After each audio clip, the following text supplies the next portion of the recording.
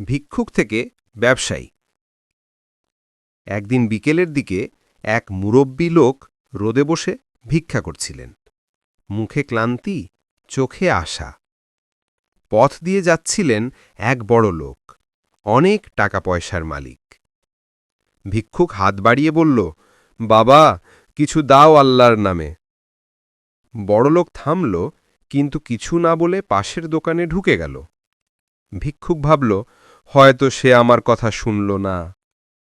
কিন্তু কিছুক্ষণ পর সেই বড়লোক বেরিয়ে এলো, হাতে একটা মাপকাঠি বা তুলা নিয়ে। সে তুলাটা ভিক্ষুকের সামনে রাখল, বলল, তুমি আজ থেকে এটা দিয়ে তোমার ওজন তোলো, তারপর যেই টাকা পাবে তা কাজ করে উপার্জন হিসেবে রেখো। ভিক্ষুক অবাক হয়ে তাকিয়ে রইল। লোকটা কয়েকটা টাকা দিল, সালাম করে চলে গেল।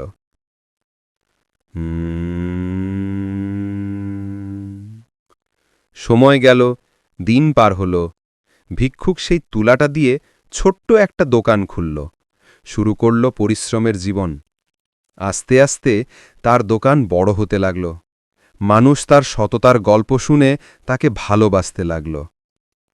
একদিন সেই একই বড়লোক আবার সেই রাস্তায় এলেন। তিনি এখন এক সম্মানিত ব্যবসায়ীর দোকানে ঢুকলেন, ঠিক সেই দোকান যেটা একদিন ছিল সেই ভিক্ষুকের স্বপ্নের শুরু। বড়লোক কিছু পণ্য কিনলেন, কাউন্টারে টাকা দিতে গেলেন। দোকানদার ভালো করে তাকিয়ে বলল, আপনি কি চিনতে পারছেন আমায়? বড়লোক বলল, না ভাই, কোথায় দেখেছি?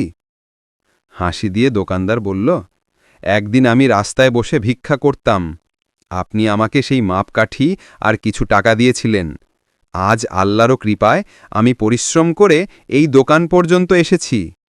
আপনার সেই একটুকু সাহায্য আমার জীবনের মোড় ঘুরিয়ে দিয়েছে। বড়লোকের চোখে পানি এসে গেল। দোকানদার বলল, আপনি যেহেতু আমার জীবনের শিক্ষক, তাই আপনার কাছ থেকে আমি কোনো দাম নেব না। কিন্তু বড়লোক জোর করে টাকা রেখে বলল, না ভাই, আজ আমি তোমার পরিশ্রমের মূল্য দিচ্ছি। তুমি ভিক্ষা করে নয়, কাজ করে খেয়ে আজ যে জায়গায় দাঁড়িয়েছ, সেটাই তোমার প্রকৃত সম্মান।